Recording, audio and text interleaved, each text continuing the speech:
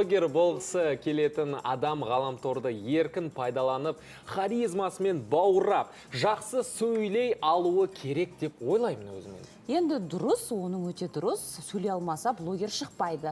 Блогер боламын деп жүрген жас буын ең алдымен шешендік өнерді игеру тиіс.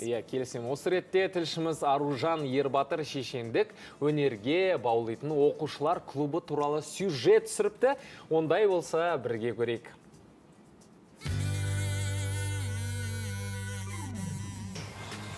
Қайырлы таң көрермен, бүгін біз Абай атындағы республикалық дарынды балаларға арналған мектеп-интернатындамыз. Мұндағы Ділмар атты шешендік өнерді дамыту клубының жұмысымен бірге танысайық. Аталмыш клубтың басты мақсаты жаңа буын жас ұрпақты қазақтың сөз өнерімен сусындатып өсіру. Үйірме мүшелері тек мектепте емес, сонымен қатар ұлттық университеттерде, басқа да мектеп лицейлерде шешендік сайыстарды ұйымдастырады. Сөздің құдіретін, қасиетін түсінуге деген ынта талабына негізделе отырып іріктеп таңдап аламыз. Себебі бұл үйірмеге, бұл клубқа кіргеннен кейін міндетті түрде осы өнерді өзгеге насихаттап дәріптей алу керек. Бұл жерде тек бой көрсету үшін емес, өзінің ойын, дүниетанымын, іскерлігін, шеберлігін, жан-жақты тұлғалық дамуын көрсете алу керек. Сондықтан біз оған белгілі бір шарттарды қоямыз. Кез келген оқушыны қабылдап алып, оларды дайындап дамыту біздің үйірменің жұмысына кері әсерін тигізуі мүмкін. Сондықтан біз ынтасы мен талабы бар, бейімі мен қызығушылығы бар, таланты менен дарыны бар оқушыларды одан сайын еңбекқорлыққа, жан-жақты дамуға үйретеміз. Шешендік өнердің шеберханасына айналған Ділмар клубынан 100 оқушы түлеп ұшқан. Ал бүгінде 40-қа жуық оқушы қатысады. Клуб жетекшісінің айтуынша, бұл үйірме сөздің қадір қасиетін түсінуден алыстап бара жатқан жастарды ата-бабамыздың тәлім-тәрбиесіне, рухани мұрасына барынша жақындатуға үлес қосады.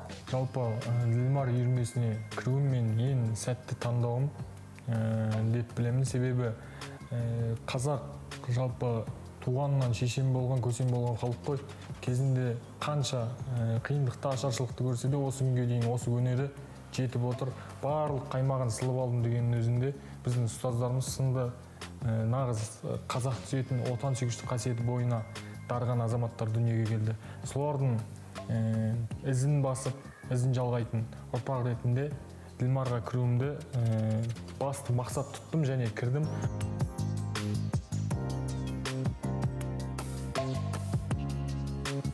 Кез келген тұлғаны көп алдында жасқанбай сөйлеуге, кідірмей сөйлеуге, сонымен қатар шыншыл әрі шынайы сөйлеуге үйретеді. Және де соған бағыттай итереді. Мен де сондай тұлғалардың бірімін. Енді осы Ділмар шешендік өнер үйірмесіне келгенім менің өмірімді түбегейлі өзгертті деп айтар едім. Жас жеткіншектер тек әдемі сөйлеуге емес, сондай-ақ шығармашылығын жазумен жеткізу өнеріне де бейім. Үйірменің ең елеулі жетістіктерінің бірі Дарынның Ділмарлары атты кітап. Басылымда жас жазушылардың 40-қа жуық авторлық туындысы жарық көрген. Ділмар клубының мүшесі Дана Ерланқызы төл туындысын бөлісті. Балапанды қыранға айналдырып, тұлпар баптап, жүйрікке бәйге алдырып, ұшырды дарын талай мықтыларды, тіпті қатал тағдырды қайран қылып. Куәсі бар қызықтың бұл дарыным, белгісі ең өнімді жылдарымның. Абаймен сусындасам білім алып, Ділмармен ұқтым сөздің шынылағылын. Көзді ашып, жұмғанша өткен уақыт. Даңқы еліміздің түкпір-түкпіріне тараған Ділмар клубы әлеуметтік желіде де белсенді. Қазақтың қасиетті мұрасын арқалаған үйірме жұмысына бүгінде қызығатындар көп дейді маман.